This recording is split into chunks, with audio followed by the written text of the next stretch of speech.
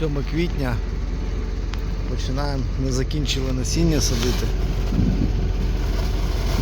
і починаємо от Sunshine.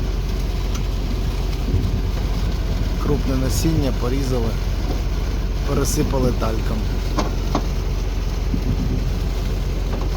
Тальк для того, щоб не загнивалося в землі, щоб забити спори там, де надріз.